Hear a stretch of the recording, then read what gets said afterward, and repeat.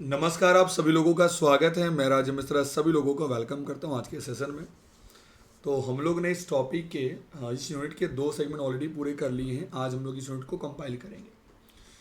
तो branch profitability एक अपने में ही बहुत एक इम्पॉर्टेंट टॉपिक रहा है, अपना एक बहुत इंपॉर्टेंट यूनिट है मॉडल ए का। ठीक है, तो सभी लोगों को बैंकर, सभी लोगों को नमस्कार, सभी लोगों को वेलकम। जल्दी से इस वीडियो के लिंक को कॉपी करें और जहाँ तक हो सके सभी सोशल मीडिया पर, फेसबुक पे, इंस्टाग्राम पे, व्हाट्सएप पे इस वीडियो के लिंक को कॉपी करें और सेशन को शेयर कर दीजिए, जिससे सभी बैंकर्स को मैक्सिमम बेनिफिट हो पाए। चलिए, टारगेट हम लोग का क्या है?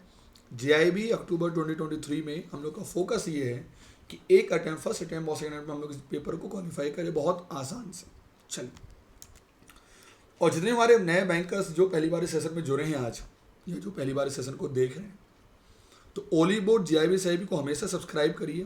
बिकॉज रीज़न क्या है कि जब भी कोई वीडियो स्टार्ट होगा तो उसका नोटिफिकेशन आपको सबसे पहले चला जाएगा। ठीक है, एंड फॉर मोर डिटेल के लिए आप ओली बोर्ड की ऑफिशियल वेबसाइट को विजिट कर सकते हैं। एवरीवन, अपने फ़ोन में इस ऐप को जरूर डाउनलोड करिए, जिसमें आपको free content as well as paid content आपको दोनों मिलेगा। ठीक है, और स्टार्ट करते हैं।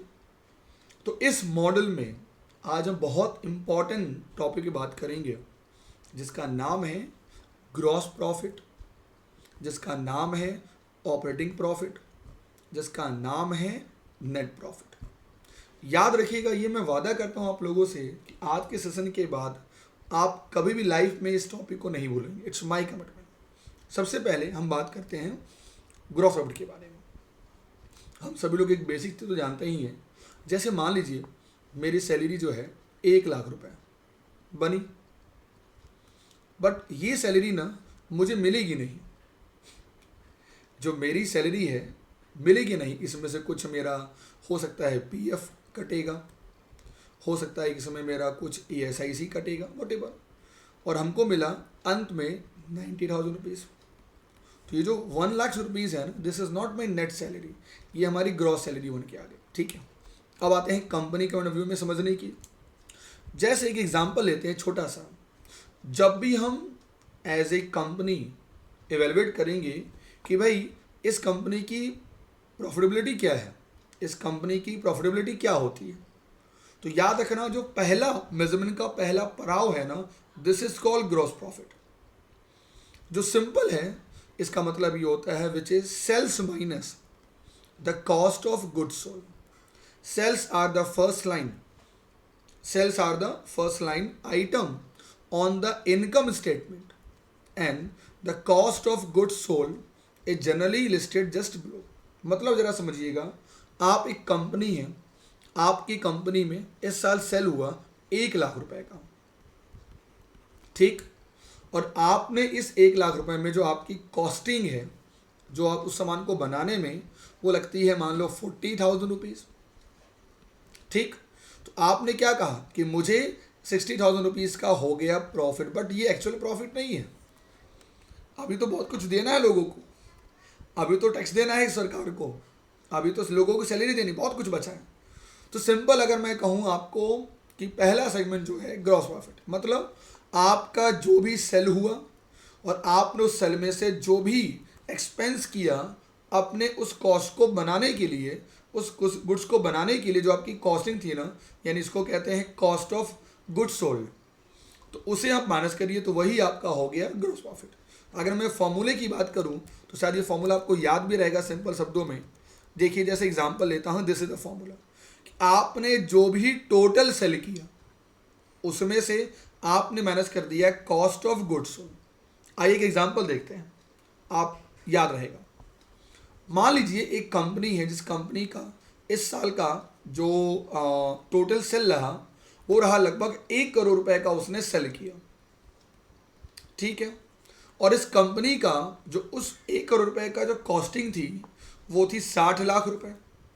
तो आप क्या कहेंगे, मतलब आप ये बोलेंगे, इसका मतलब कि अगर मैं 1 करोड़ में से फॉर एग्जाम्पल मैंने अगर 60 लाख रुपीज़ को माइनस किया, तो आप ये बोलेंगे कि सर यस, इस कंपनी का जो प्रॉफिट है, ग्रॉस प्रॉफिट जीपी, वो कितना हो गया, विच इज कॉल्ड 40%।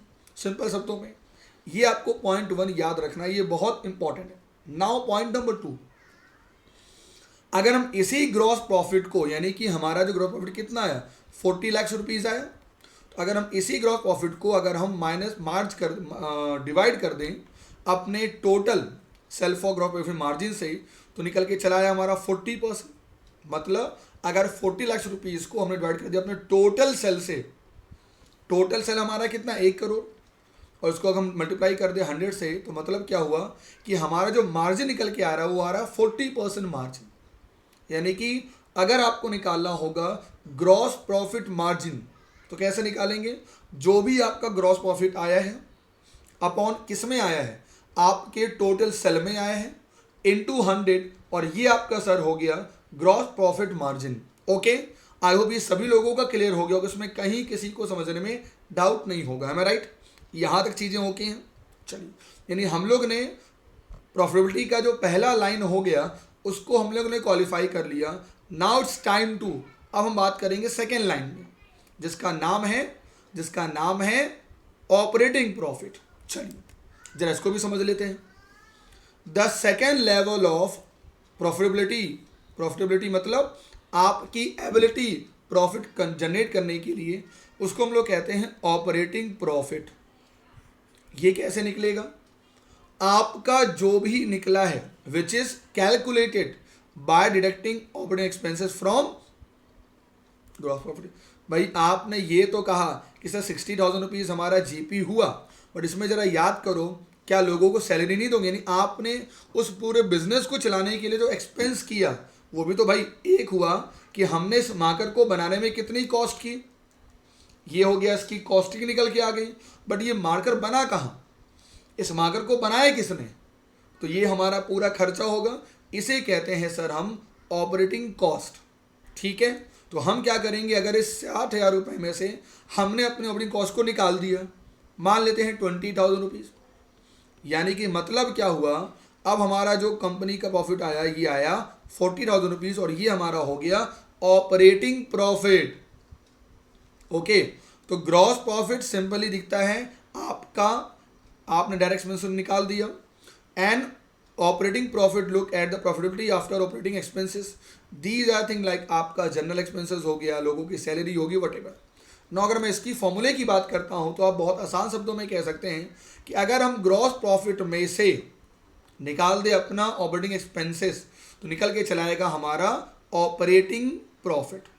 और अगर हमें निकालना होगा ऑपरेटिंग प्रॉफिट मार्जिन, जैसे उसमें निकाला था, तो क्या होगा, जो भी आपका ऑपरेटिंग प्रॉफिट आया है किस में आया है, आपके टोटल सेल में आया है। यानी जो भी आपका, यानी अब जरा सोचिए, यहाँ वहाँ पर कितना था, 40% था ना लगभग, मार्जिन कितना था, हाँ 40%। अब अगर यहाँ निकालना हो, मान लीजिए एग्जांपल लेता हूँ कि 40,000 आपका है ऑपरेटिंग प्रॉफिट, किस में आया आपका 40 lakh rupees, for example 1 crore में आया, तो यहाँ आपका ये हो गया 40% आपका मार्जिन। यानी पहला पोर्शन हमारा ग्रॉस प्रॉफिट, सेकेंड पोर्शन हमारा क्या हो गया, ऑपरेटिंग प्रॉफिट। ठीक है, चलिए तीसरा जो आपका सबसे बड़ा इंपॉर्टेंट है, जिसका नाम है थर्ड लेवल ऑफ प्रॉफिटेबिलिटी, मतलब लास्ट में कितना पैसा आपका फाइनल हुआ, यानी कि इसे हम कहते हैं आपका नेट प्रॉफिट। तो जो भी आपका ऑपरेटिंग प्रॉफिट आया उसमें जो आपने सरकार को टैक्स दिया फाइनली, है ना, उसको कर दीजिए माइनस, और आपका निकल के चलाएगा कि भाई साहब बिजनेस से फायदा हुआ कि नहीं हुआ। So third level of profitability is net profit, which is the income left over after all expenses including taxes and interest have been paid. Simple सा आपकी एबिलिटी को ही हम लोग कहते हैं आपकी प्रॉफिटेबिलिटी, है ना, सिंपल शब्दों में। चलिए नाउ, यानी उम्मीद करता हूँ कि आज के बाद आपको कभी डाउट नहीं होगा ग्रॉस प्रॉफिट में, नेट प्रॉफिट में एंड ऑपरेटिंग प्रॉफिट में। सबसे ऊपर हमारा क्या हो गया, जीपी, उसके नीचे हमारा क्या हो गया, उसके नीचे हमारा हो गया ऑपरेटिंग प्रॉफिट, उसके नीचे हमारा क्या हो गया, नेट प्रॉफिट, और ये तीनों जो लाइन है वो किसका है, ये हमारा प्रॉफिटेबिलिटी का है। ठीक है, इसी से हमारा बिजनेस रन करता है। चलिए English medium batch, selection batch live हो चुका है। अगर आपको ऑर्गेनाइज वे में पूरा कंटेंट पढ़ना है यूनिट वाइज में, चाहे पेपर 1 हो चाहे पेपर 2 हो, है ना। चाहे पेपर 3 हो जिसका नाम क्या है आपका AFM, और या तो हम बात करते हैं आपका लास्ट पेपर जिसको हम लोग कहते हैं RBWM। ये चारों कोर्सेज, ये चारों पेपर आपको ई बुक के माध्यम से आपको इस बैचेस में मिलेगा। आज इस बैच में एनरोल करें यूजिंग द कोड राजीव के द्वारा। याद रखिएगा, अगर आपने इस बैच में एनरोलमेंट ले लिया ना, आपको कुछ भी अलग से खरीदना नहीं होगा। इट्स आवर कमिटमेंट गाइस, ठीक है। चलिए आगे। बहुत ऐसे बैंकर्स हैं जो कहते हैं सर आप लोग एग्ज़ाम के पहले क्रैकर बैच लॉन्च करते हैं, रिवीजन बैच लॉन्च करते हैं। तो उनको मैं एक सजेशन देना चाहता हूँ सभी लोगों को कि हमेशा आप खरीदिए ना GIB के, अगर प्रिपरेशन आप कर रहे हैं ना, तो कोई बहुत ज़्यादा फीस में चेंजेस नहीं है। आपको लेना चाहिए हमेशा GIB का सुपर एलीट प्लान। इस प्लान में फ़ायदा क्या है, जब एग्ज़ाम के पहले हम लोग MCQ लॉन्च करेंगे, केस स्टडी बैच लॉन्च करेंगे या क्रैकर बैच लॉन्च करेंगे, उन सभी का एक्सेस आपको इस बैच में मिलेगा जिसका नाम है GIB सुपर एलीट का प्लान। इस प्लान को अगर आपने वैलिड रूप में लिया तो मैं आपको दिखा देना चाहता हूँ, या तो आप लेंगे 12 महीने का और या तो आप लेंगे 6 महीने का। यानी 6 महीने का आपके पास जो भी कंटेंट अवेलेबल है होली बोर्ड पर वो सारा आपको एक्सेस मिलेगा। और one more thing at the last, अगर GIB कर रहे हैं तो CIB भी करना होगा। तो याद रखिएगा GIB CIB दोनों लेते हैं, आपको चार्ज भी कम लगेगा और आपको हार्ड कॉपी भी मिलेगी, which is called GIB CIB का मेगा क्रैकर बैच आपके लिए हमेशा अवेलेबल है। यूज़ करें कोड राजीव हमेशा। जब भी आप होली बोर्ड GIB में कुछ भी खरीदते हैं, यूज़ करें कोड राजीव, आपको मिलेगा सबसे ज़्यादा discount. It's my commitment, okay. और ये देखिए आज का ऑफर है। आज डेट कौन सी है, आज हमारी डेट है 1 जुलाई, 1 जुलाई। याद रखिएगा, अगर हम आज की बात करें तो अभी ये बैच आपको मिल रहा है 2,999 में और ये मिल रहा है 3,749 में, ठीक है। यानी कि सारे बैच के प्लान आपके पास हो जाएंगे। आपको मन करता है आप इवनिंग में क्लास करिए, मन करता है मॉर्निंग में क्लास करिए, आपके पास एक्सेस सारे हो जाएंगे। तो unlock your career potential, use करें। यहाँ पर लाइव क्लासेस भी होंगी, वीडियो कोर्सेज भी होंगी। यूज़ करना है कोड आपको राजीव। चलिए स्टार्ट करते हैं। आज का पहला केस स्टडी आपके सामने है। मुझे बताइए इसका आंसर क्या होगा। बहुत ही आसान क्वेश्चन है। यहाँ मैंने फॉर्मूला दे दिया, एग्जाम में फॉर्मूला नहीं दिया रहेगा। बताइए जल्दी से इसका आंसर क्या होगा एवरीवन।